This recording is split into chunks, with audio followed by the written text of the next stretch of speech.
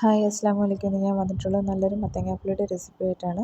നമുക്ക് പെട്ടെന്ന് ചെയ്തെടുക്കാൻ പറ്റിയ നല്ലൊരു കറിയാണ് കേട്ടോ. അന്നേരം എങ്ങനെയാണ് ചെയ്യുന്നതെന്ന് നോക്കാം. അതിന് വേണ്ടിയിട്ട് ഞാൻ ഒരു തക്കാളി, പിന്നീട് കുറച്ച് കൊച്ചുള്ളി, ഇഞ്ചി, വെളുത്തുള്ളി, അതുപോലെ മത്തങ്ങ കട്ട് ചെയ്തത് ഇത്രയും എടുത്തിട്ടുണ്ട്. എന്നിട്ട് ഒരു ചട്ടി അടുപ്പത്തേക്ക് വെച്ചിട്ട് വെളിച്ചെണ്ണയാണ് ഒഴിച്ചു കൊടുക്കുന്നത്.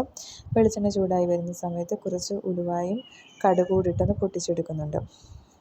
അത് പൊട്ടി വരുന്ന സമയത്ത് നമ്മൾ കൊച്ചുള്ളിയാണ് ചേർത്ത് കൊടുക്കുന്നത്. കൊച്ചുള്ളി ഇട്ട് അതോടൊപ്പം തന്നെ ഇഞ്ചിയും വെളുത്തുള്ളിയും കൂടി ഇട്ട് ഒന്ന് വഴറ്റിയെടുക്കുന്നുണ്ട്. ഇതിൻ്റെ നല്ല രീതിയിലൊന്ന് വഴണ്ടി വരുന്ന സമയത്ത് നമുക്ക് മത്തങ്ങ ചേർത്ത് കൊടുക്കാവുന്നതാണ്. നമ്മുടെ ചാനൽ ഇതുവരെ സബ്സ്ക്രൈബ് ചെയ്യാത്തവർ ഒന്ന് സബ്സ്ക്രൈബ് ചെയ്ത് സപ്പോർട്ട് ചെയ്തേക്കണേ. നമ്മൾ മത്തങ്ങായും ചേർത്ത് കൊടുക്കുന്നുണ്ട്. മത്തങ്ങായും ഇട്ട് നല്ല രീതിയിലൊന്ന് വഴറ്റിയെടുക്കുന്നുണ്ട് കേട്ടോ. വഴറ്റിയെടുത്ത ശേഷം നമ്മൾ പൊടികളാണ് ചേർത്ത് കൊടുക്കുന്നത്. അല്പം മഞ്ഞൾപ്പൊടി, മുളക് പൊടി, കുരുമുളക് പൊടി, മല്ലിപ്പൊടി ഇത്രയും ചേർത്ത് കൊടുക്കുന്നുണ്ട്. ആ പൊടികളൊക്കെ അല്പം ചേർത്താൽ മതി, നമ്മൾ രസത്തിനൊക്കെ ചേർക്കുന്ന പോലെയൊക്കെ.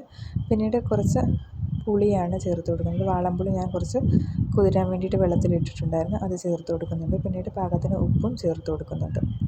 ഈ സമയത്ത് തക്കാളി ചേർത്ത് കൊടുക്കുന്നുണ്ട് കേട്ടോ. തക്കാളി ചേർത്ത് കൊടുത്ത് തന്നെ സ്കിപ്പായി പോയതാണ്, അതുകൊണ്ടാണ് കേട്ടോ. എന്നിട്ട് വെള്ളവും ചേർത്ത് കൊടുത്ത് നമ്മളൊന്ന് വേവിച്ചെടുക്കുന്നുണ്ട്.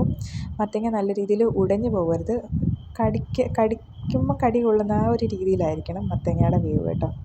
പിന്നീട് കായപ്പൊടിയും ചേർത്ത് കൊടുക്കുന്നുണ്ട്. പിന്നീട് കുറച്ച് കറിവേപ്പിലയും മല്ലിയിലയാണ് ചേർത്ത് കൊടുക്കുന്നത് കേട്ടോ. ഇത്രയും ചേർത്ത് നമ്മുടെ മത്തങ്ങാപ്പുളി നല്ല ടേസ്റ്റാണ് കഴിക്കാൻ. അന്നേരം എല്ലാവരും ഒന്ന് ചെയ്ത് നോക്കണേ. Thank you, by.